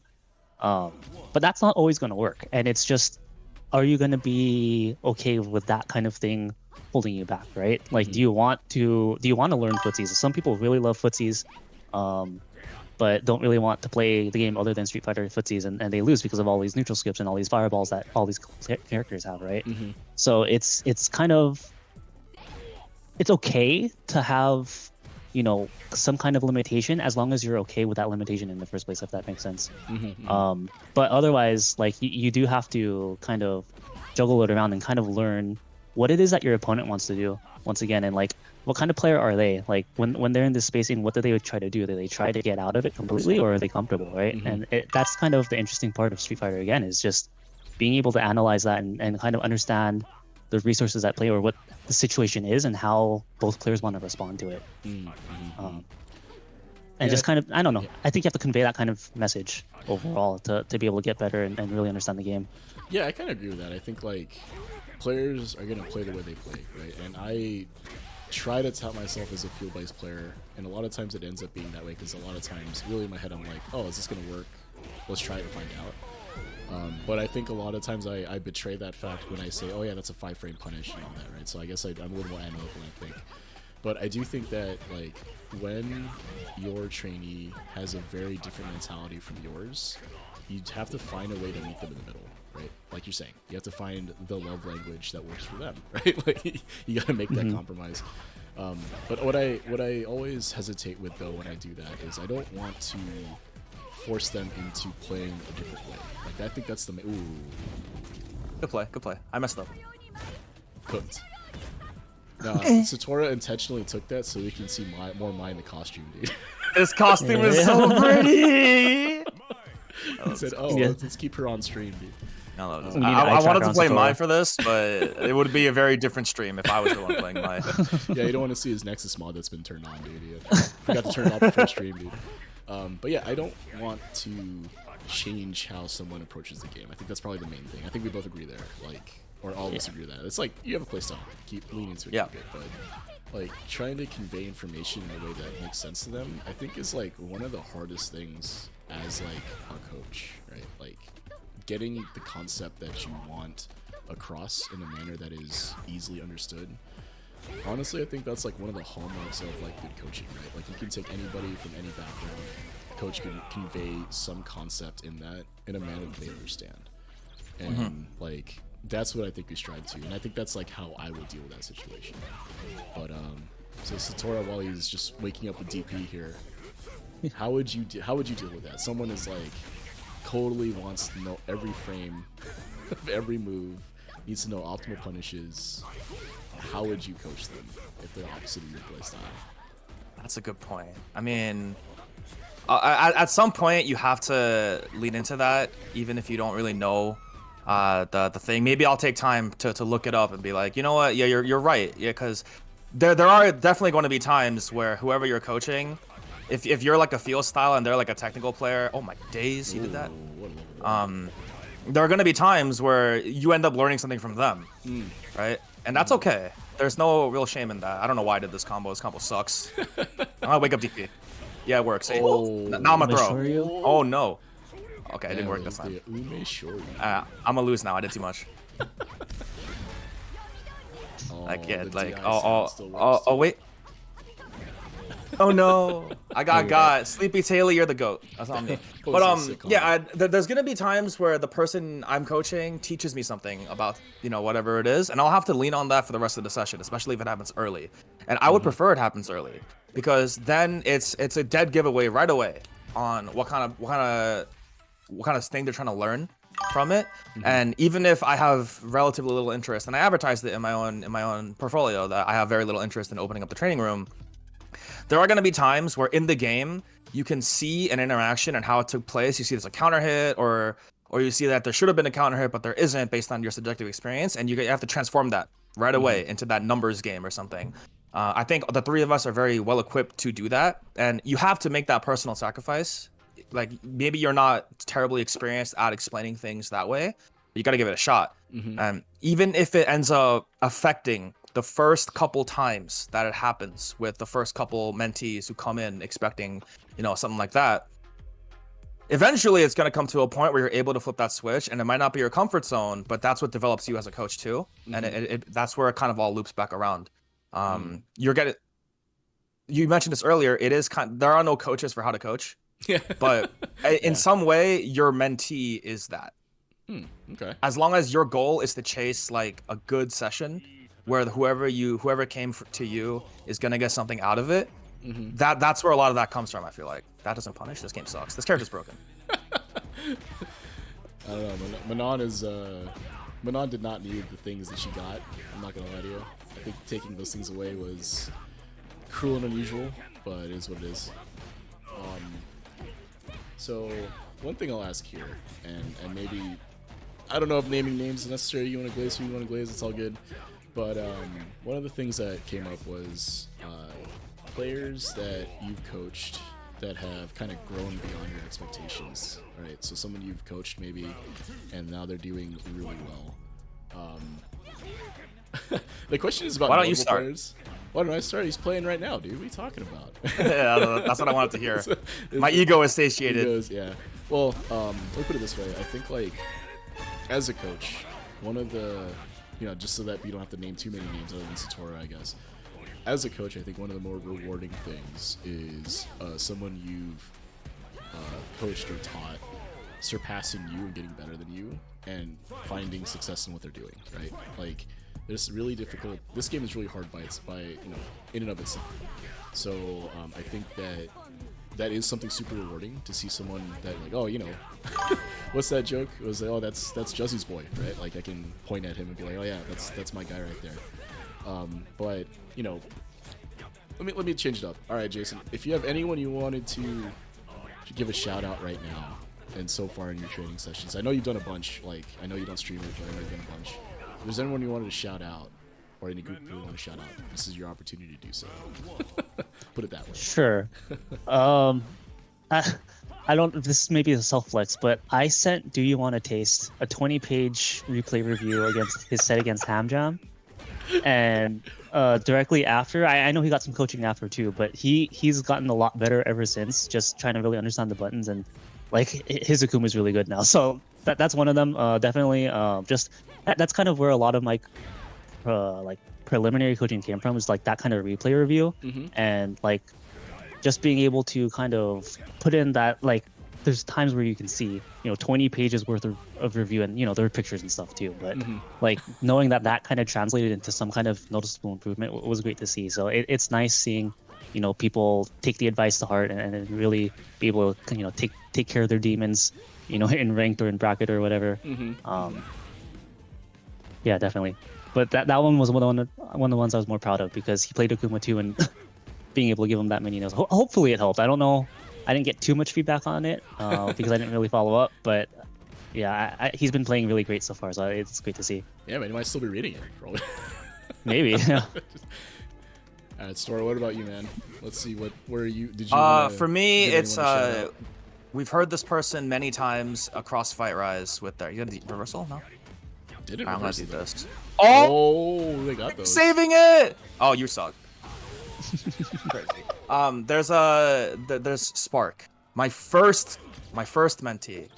That guy, did he win his pool for BLKO, or maybe? Well, but, yeah, I know he did well. He had a really hard opponent in the postseason of BLKO, but seeing that was really validating, because across the gameplay, even though they play modern. Is Command Grab here? No. Nope. Even though they play modern on Ed, they came to me looking for my personal expertise on the character, and that's what they got. All right. Oh, I'm gonna do something fancy. Hold up. Let's see it. Oh, he caught him.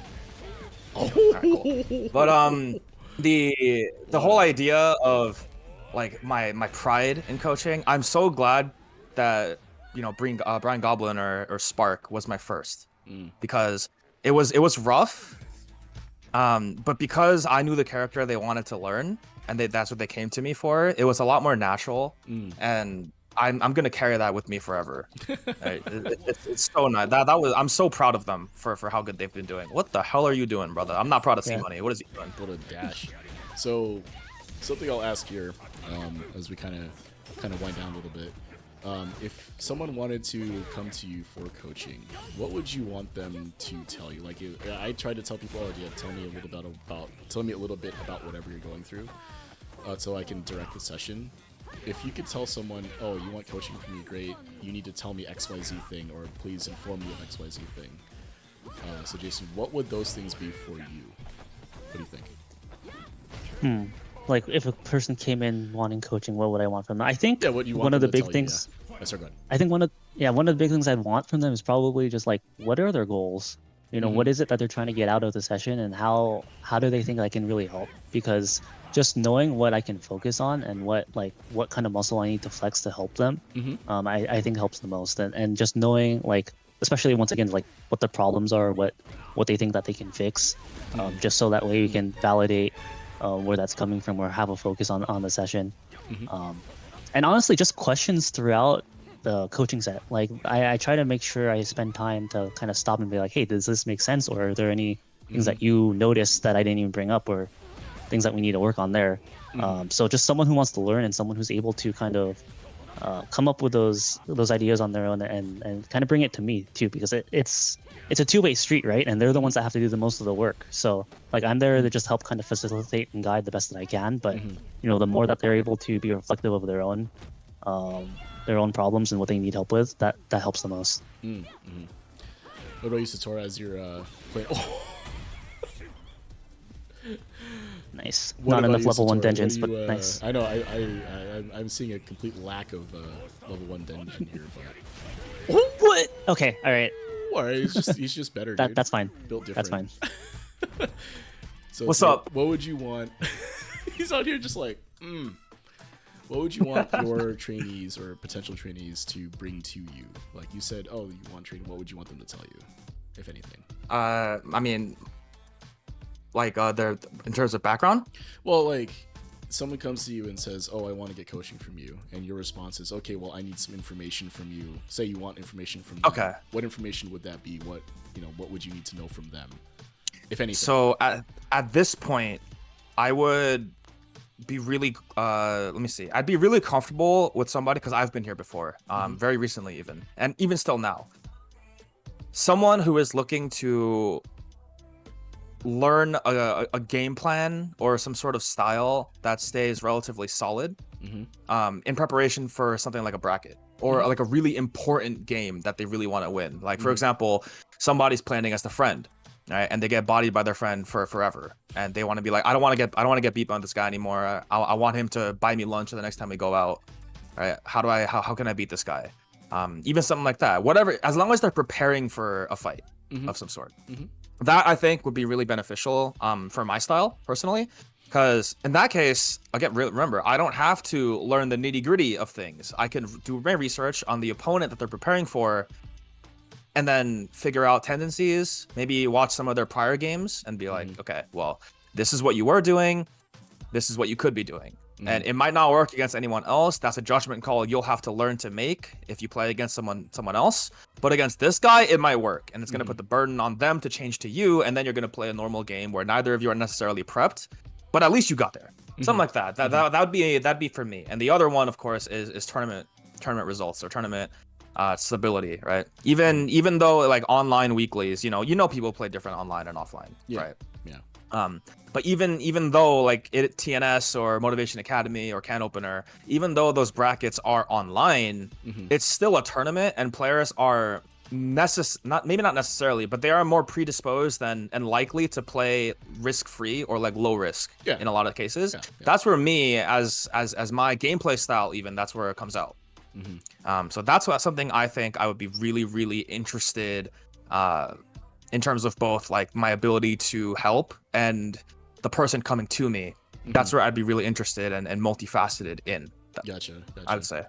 Yeah, and just to answer my own question here, I think I kind of already do this where I just ask for one or two things, right? I think that, and this is something that I think fighting game players do in general, is we infer a lot of and make a lot of assumptions based on very small amounts of information, right? Like, and Star can attest to this, right? Oh, you walked forward in neutral. I can do now 17 different things to beat you doing that, right? For the 5 frames that you're walking in neutral at that spacing, right? But that's what I mean, right? And I think that in a lot of cases, when I ask somebody what they think they need help with, it kind of exposes where they're struggling and what things that they might actually be struggling with, right? Like, of course, we know someone says, oh, I'm having trouble in the neutral game, or we're having trouble on defense, right? There's a million different things that could be wrong with that, and that's the symptom. But usually there's something fundamental that needs to be addressed that will help them deal with that situation, right? Maybe they aren't using as many option selects, maybe they aren't playing neutral in a manner that is less risky overall, right? Like that type of thing. So if I were to get someone new, all I would ask them would be, give me one or two things that you think you need help with. And I think one of the benefits of how I run the show, anyway, at least on my thing anyway, is that we play each other, right? So you learn a lot about somebody when you play them in game. And I think that's one of the things that I tend to do is it will be like, oh, they said they have trouble with this situation. All right, I'm going to manufacture that situation as many times as I can to see how they react to it, right? So, yeah, this is a segue into that. I think this is the last question I'm going to ask you guys. So, Jason, if someone wants to get coaching from you, how would they go about doing that? Oh, that's super easy. So I want to keep everything in the Discord as much as possible. We kind of just had this channel set up, last week or whatever for more formal like signups and stuff. But I have a post just on the channel, Satsui no Loser Pants. I do ask for a couple things. I ask for like your rank and kind of goals and stuff like that I've kind of talked about already.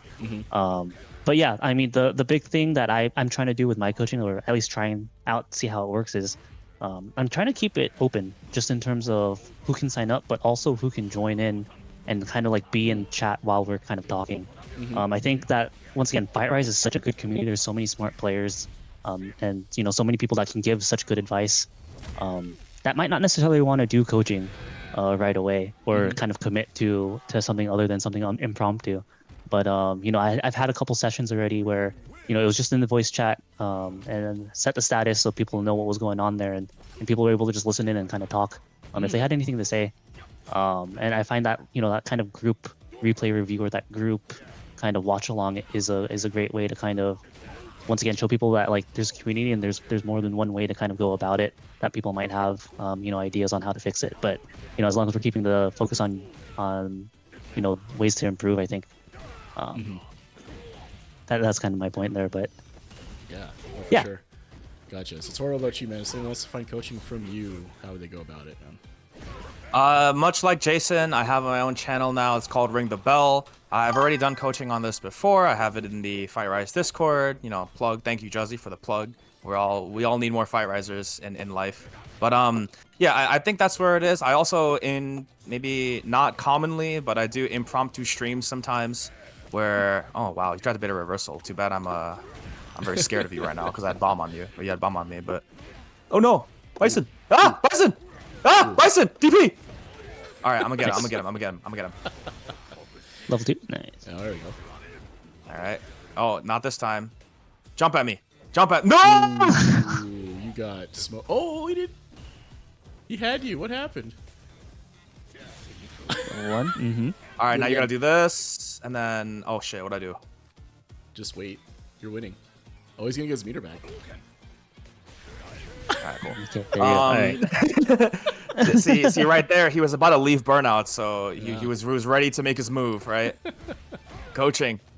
You can find coaching on the 50th and 100th episode of Sit Down and Shut Up from me. I'm trolling. Yeah. But yeah, I'd say most of it is from that server, but I'm also commonly around in the FightRise Discord and the Newbie Fight Club Discord as well. If you're in there, or if you have friends in there, he's gonna Psycho Crusher. What's going on? Yeah, I don't know. What's going on?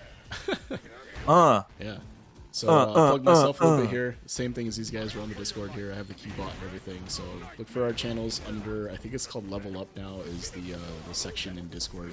I plug the Discords here in our chat. So if you're interested in that and you're not already part of our community, please join. A lot of friendly folks and a lot of people that are good at the game and willing to help you get better if that's what you want to do. So with that, I think we'll let Satora finish this round and see if he wins or not. No! Oh, Okay. All right, it's Okay, all well, good. It's all good. We'll leave that in the VOD. Oh no! Yeah, let me one and Yeah, done. well, one and one. We have a dude. program to conclude. We one and done this guy. Yeah. I'm a scrub. Block me, please. I'm a scrub. All right. So, Satora, any last words you wanna say, or anything else you want to plug before we call it? If any of you listening ever are in New York, you know that NLBC occurs on Wednesday. There's a Long Island local called the Gold Standard. You can find it on Star GG if the website functions. On Saturday, Savage Saturday is also a next level thing that happens, and I'm always there on Saturday if they have their monthly. If you want to see me in person, I know my mic is dark. I promise I'm a lot lighter. Not my mic. Oh my god, my camera. I'm always there when I can, and finances, because it takes me a long time to travel. I'm always there. Shout outs to your locals, guys. Please go to your locals, meet new people, invite them to FightRise. I don't really have much else to say, honestly. I think the community aspect of everything that we talked about, coaching, playing your friends, getting beat by people, getting your revenge on them in the future after you get your coaching, that's really important to me personally. None of that happens without community. So please support your local community. Please rep your online community. We're all in it together. Everyone is different, but we're all the same. I don't know how else to say that. Very, very wise words from Satora. Jason, what about you, man? Anything else you want to plug? Any last thoughts before we wrap up? Just once again, play Street Fighter. Find the community that works for you. I think FightRise is great. They're all the time. Just, you know, we call ourselves coaches, but you know, it doesn't have to be necessarily a formal coaching session. You can always find coaching just through general chat or training questions. To be honest, you know, there's a lot of great minds that kind of just are there all the time. So you know, always have a willingness to learn and kind of just take advantage of how great the community is. Awesome, man. So I appreciate you guys' time. Thank you for making this episode a special one. You know, this show means a great deal to me. All of a sudden, it was sort of an impromptu thing, and then I was like, hey, people seem interested, and now we're at 50 of these. So, if this particular format is interesting to you guys in chat, or if anyone watching, let us know. And if you want us to do more of these types of shows, I think it was a really good one. We'll do another one at 100, I guess. Hopefully we'll get that far. So normally I do a plug here, but I think you guys plugged FightRise enough. So I'll just say thank you guys for your time. Appreciate you guys watching, and have a good rest of your afternoon. Thanks, guys.